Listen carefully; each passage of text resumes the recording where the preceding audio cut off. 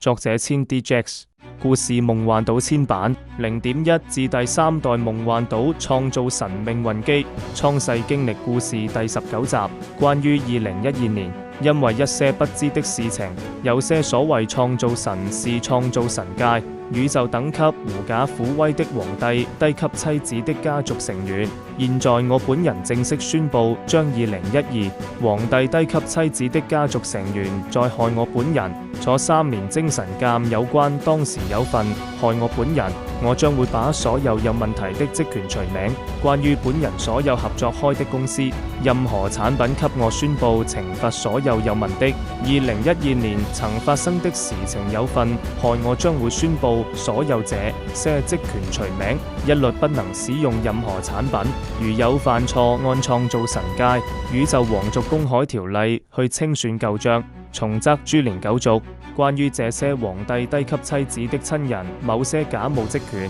狐假虎威，現在時最適合的由天道判刑大清算，天劫應當嚴厲懲罰。